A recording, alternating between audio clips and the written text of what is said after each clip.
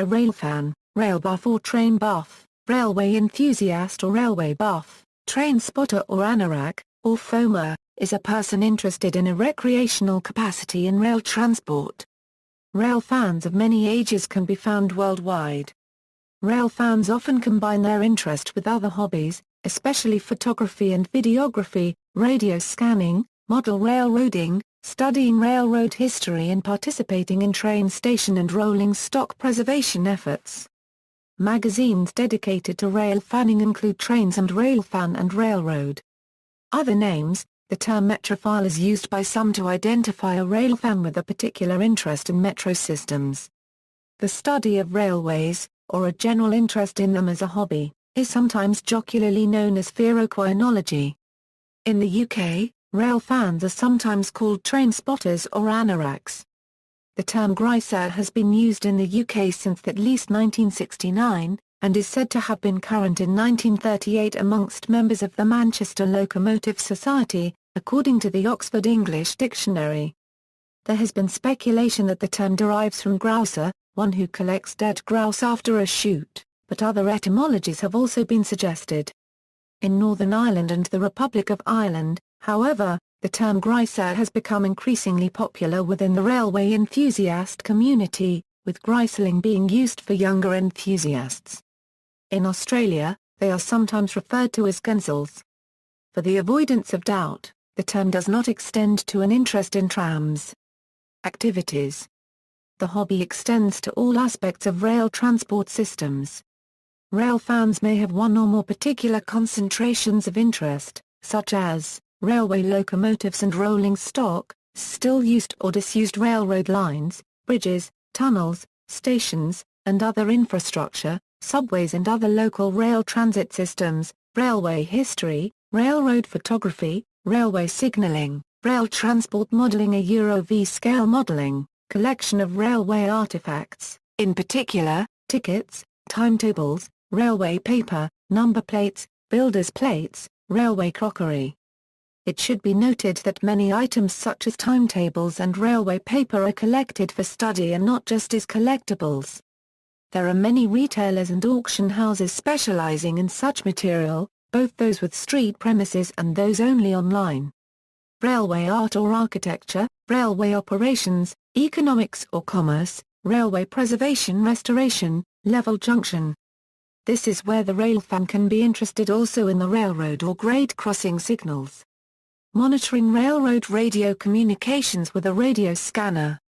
Indeed, the scope of the subject is so large that fans may additionally concentrate their interest on a particular country, town, operating company, field of operations, or era in history, a Euro, or a combination of any of the above. Railway photography equals. Train photography is a common activity of rail fans. Most rail fans do their photographing from public property, unless they have permission to use a specific private property owner's land. Occasionally, they run into problems with law enforcement, especially due to post-9/11 paranoia, because they're sometimes viewed as suspicious. In 2004, for example, the New York City subway attempted to institute a photo ban. This was met with fierce opposition, and was ultimately scrapped. Some railroad photographers have become well known for their works. Many rail fans are familiar with the works of H. Reed, Otto Perry and O. Winston Link. In the UK with Derek Cross, John Whitehouse, Morris W. Early, Reverend Alfred H. Mallon, Brian W. Morrison, Evo Peters, Jim Sperling, H. Gordon Tidey and Reverend Eric Tracy. In New Zealand, with W. W. Stewart. Or in Germany with Karl Belliengrott. In the United Kingdom, photography is allowed at all stations on the National Rail network. London Underground also allows tourists and rail enthusiasts to take pictures and videos while passing through a station, though flash and tripods are not allowed. The Tyne and Wear Metro prohibits all photography without written permission from Nexus, the operators of the system. As of 2015, this is the only system in the UK where such policy is in place. In Singapore, photography and filming can be taken in all SMRT and SBST stations as long as it does not reproduce for public viewing. However, Upskirt photos are illegal and recordings for weddings and movies has to obtain permission from the operators. In Melbourne, Australia, Metro Trains Melbourne require any railfan wishing to take photographs to download and print out a permit, which is valid for 60 days. The Spanish RENFE railroad company also requires an application for a permit. In Greece, railway photography is prohibited on all networks, without proper legal justification. Casual family photography is sometimes tolerated, but railfans are frequently confronted by security guards, who attempt to seize cameras and do not hesitate to call the local police.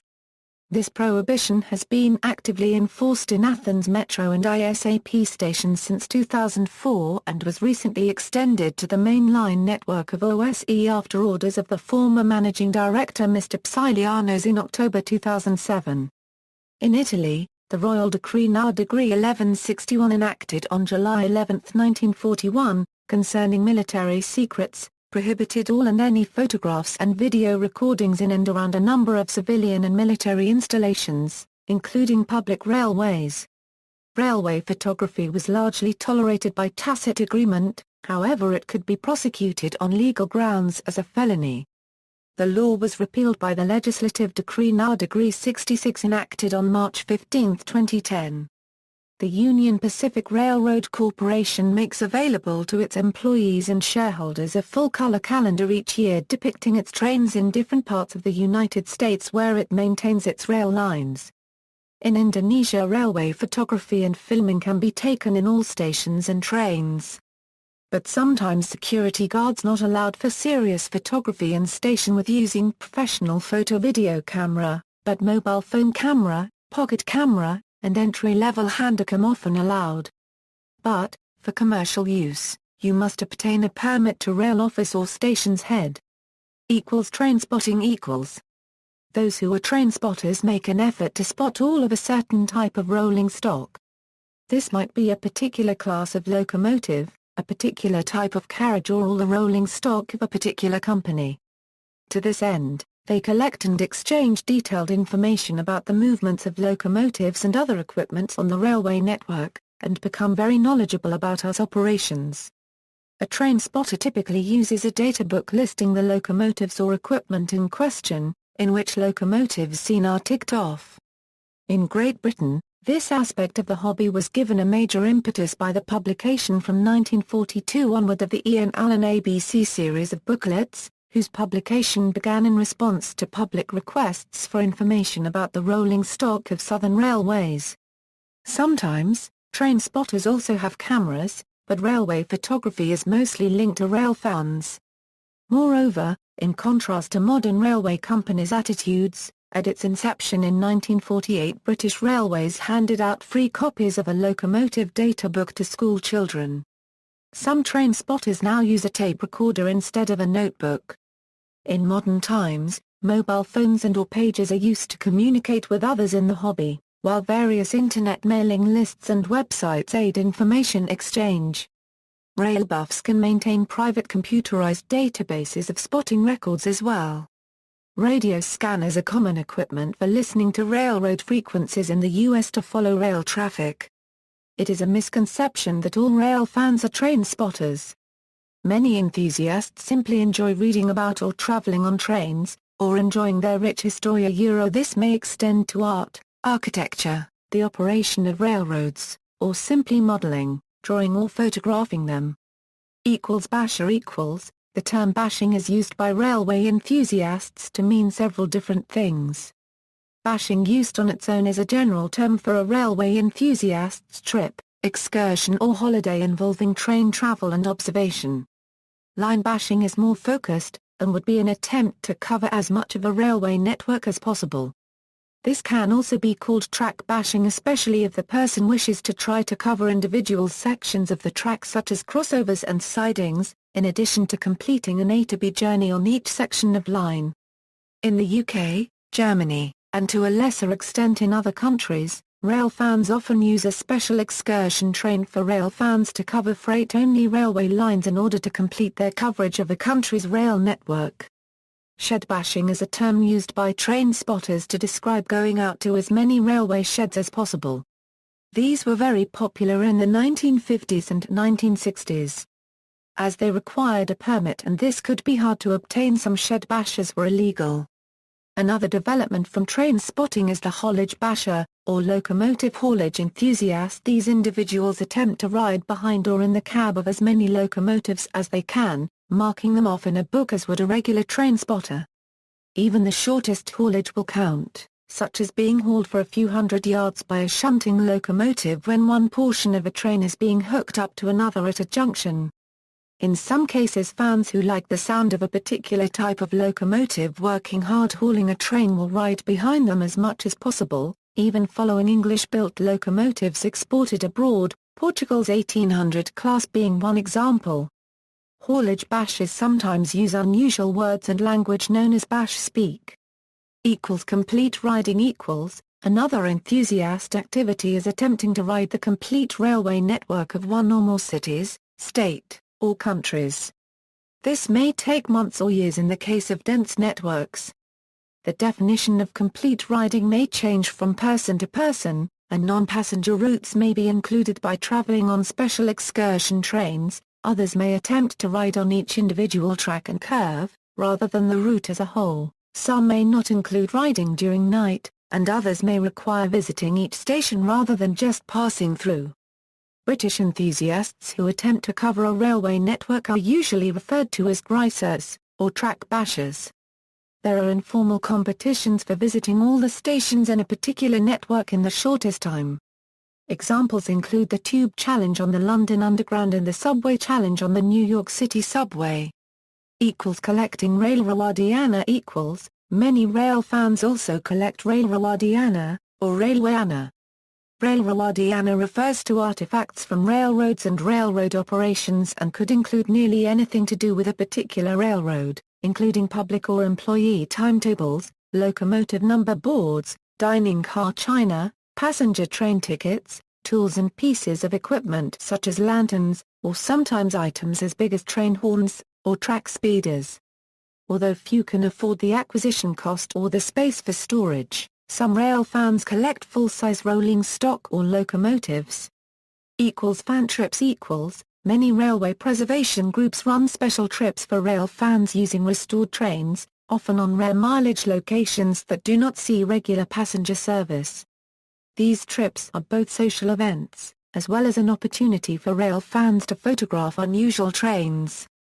Chasing a fan trip by road for the purposes of photography is often referred to as motorcading in Australia. Exploring abandoned railways Searching for and exploring abandoned railways is another area of railfan interest. Using old maps, one may find the former route, and the abandoned railway stations, tunnels and bridges may remain after a railway closure. Some abandoned rail rights-of-way have been converted to rail trails for recreational use such as bicycling, walking, hiking, running or jogging. This would be considered rail banking, where the right-of-way is preserved, by keeping it intact, for the potential reactivation of rail service in the future. Other activities Some rail fans are interested in other aspects of railroads not directly dealing with the trains. They may be interested in studying the history of the railroad companies, their infrastructure, law, financing and operations, including never-built plans. Abandoned railroad grades can often be found long after the railroad stops using them. Trams may also be of interest. Some enthusiasts combine their interest in trains with the hobby of monitoring radio communications, specializing in listening to radio communications of railroad operations using a scanner. Various magazines, clubs and museums are designed mainly for rail fans, concentrating on the history of trains and railroads. Some clubs organize fan trips either by car or by train. The New York Transit Museum owns some old equipment with which fan trips are occasionally run on the New York City subway. Origins of interest. The motivation for someone developing an interest in railways can come from many sources. Many rail fans have a fixation with steam locomotives, which sometimes also fascinate the general public, as seen by the attendants at stations to view steam-hauled rail tours.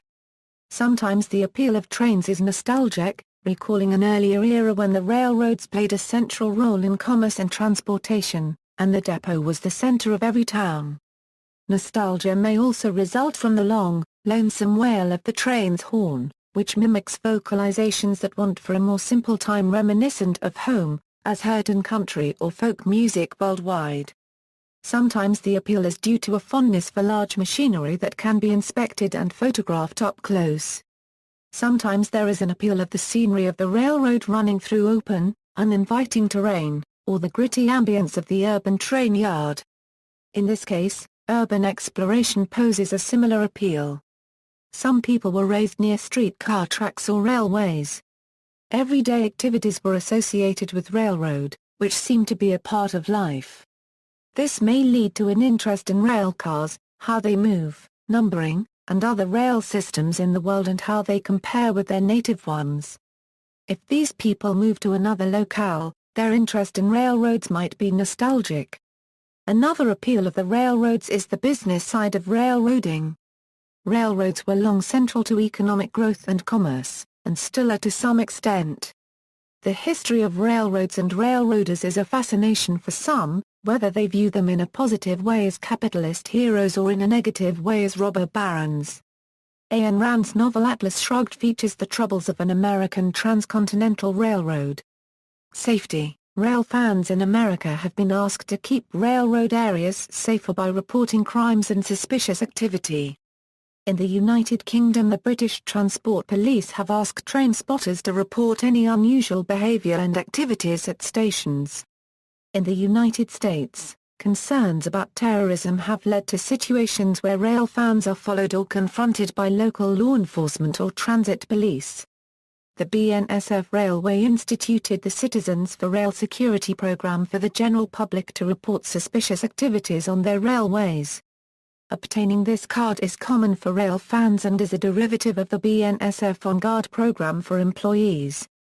However, this card does not recognize members as employees or contractors, and asks them to keep off railway property. Amtrak offers a similar program, Partners for Amtrak Safety and Security. Network Rail, the British rail infrastructure owner and station operator, has produced guidelines for the behaviour and responsibilities of railway enthusiasts at its stations. In May 2010, the dangers of acting carelessly in the vicinity of an active railway were highlighted after an enthusiast, standing next to a double-track line filming a steam train on the far track, failed to notice an express train approaching at 70 miles per hour on the nearer track in the other direction, and came within inches of being struck by it. Jargon. Railfans have jargon that can be foreign to others. List of U.S. railfan jargon, Glossary of Australian railway terminology, Glossary of UK railway terminology, List of NZ railfan jargon. See also: List of notable railfans, List of railroad-related periodicals, Rail terminology, Rail transport modelling, ALll, Sensible train spotting, the world's first computer train spotting simulator, Indian Railways Fan Club, Train Whistle. Similar hobbies aircraft spotting, bus spotting, Gonguzala, Rawad Geek. Notes. References: Kisson, Henry. Zephyr, Tracking a Dream Across America. Holbrook, Massachusetts, Adams Publishing. ISBN 1-55850-477-X. Further reading: Adams, Will. Train Spotting Days. Kettering, Silverlink Publishing. ISBN 1-85794-267-1. Carter, Ian. British Railway Enthusiasm. Manchester, Manchester University Press. ISBN 978-0-7190-6566-8. Harvey, Michael G. Forget the Anorak, What Train Spotting Was Really Like. Stroud, Sutton Publishing. ISBN 0-7509-3402-6. Harvey, Christopher. The English Railway Enthusiast. In Diller, Hans Jar 1/4 Gen. Englishness. Heidelberg, Carl Winter pages 107 a Euro 22. ISBN 3-533-04536-6. Marchant, Ian. Parallel Lines, or, Journeys on the Railway of Dreams. London, Bloomsbury. ISBN 0-7475-6578-3. Marston, Colin J. Railguide 2010. Shepperton, Ian Allen. ISBN 978-0-7110-3457-0. Matheson, Phil. Shed Bashing with the Beatles. Newport, Yorkshire, Dead Good Publications. ISBN 0-946937-3-6. Packer, David. Well Trained. Lee, Triangle Publishing. ISBN 0-9529333-8-1. Whitaker, Nicholas. Platform Souls, The Train Spotter as 20th Century Hero. London, Gollancz. ISBN 0-575-05981-8. External links, Railfan sites at DMOZ.